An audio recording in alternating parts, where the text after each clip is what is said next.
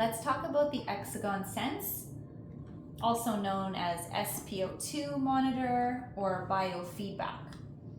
If we are in the Fast Start programs, for example, any of them, you're not going to be able to use the Exagon Sense because these are already pre-programmed and they're set to whatever intensity they're set to. So for example, balance is already set to 25 intensity.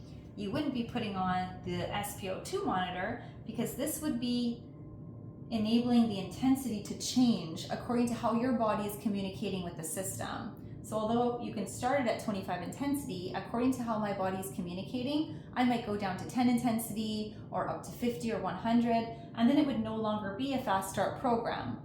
So when you want to use the Exagon Sense biofeedback, the two places you're going to go are going to be under hybrid. You can activate it, and you always have to be in the full body mat. You have to be having a full body treatment to get a proper reading for the Exagon Sense. So a lot of people, kind of a general rule, and Wolfgang, our CEO, suggests starting at 50 intensity when you're going to use the Exagon Sense, because that is in the middle. So that gives your body a lot of leeway to go up in intensity if it wants to, or lower all the way down to sensitive if that's something that your body would want. But if you're starting at sensitive, for example, it doesn't give you enough time to get up to a higher intensity if that's what your body is asking for. So 50 is a really good place to start when you're using the Exagon Sense. And then when you get to this page, Exagon Sense, just make sure you hit active. You can change your intensity there for the infrared and hit start.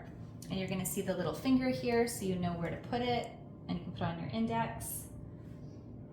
And then it's going to take a couple of minutes to get a reading. It's going to start with your heart rate, and then your SPO2 is the oxygen saturation in your blood. And then after a couple of minutes, we're going to have a third indicator pop up here called HRVC, and that is measuring your heart rate variability. And that is the pause in between heartbeats. This number is going to go from a 1 to a 7. So we'll just give it a minute to come up here. It's measuring my heart rate is 102. Oxygen is at 98. General rule is you'd like to have your oxygen over 95%. Kids will often have a higher heart rate. Usually mine is much lower than 100. So HRVC 7, so that's as high as it can go. 7 is considered like optimal health. 1 is something that's a little bit more chronic, a little bit more stuff that you might be dealing with, which is fine. That's why you have your system and you're on your way to healing. So you want to have a nice amount of variability within your session, meaning the pause in between your heartbeats, you want them to change every time a little bit. You actually don't want that pause in between heartbeats to be so consistent. The more variability, the better. It shows that we have a little bit more of an ebb and flow between the parasympathetic and sympathetic nervous system, where we don't get stuck in fight or flight, for example, for too long.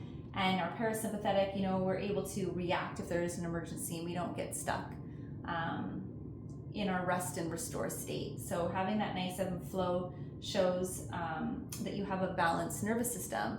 And essentially that's what the HRV report tells us. And that is our answer to our overall state of health when it comes to HRV variability monitoring. So I went down to a 4 and I stayed at 50 intensity, for example. And then at the end of your session, you're going to see how much you increased and decreased in intensity.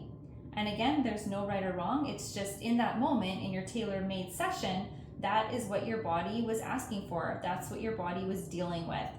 So if I'm coming in for pain, my body's going to ask for a different intensity than if I'm coming in for nausea, for example.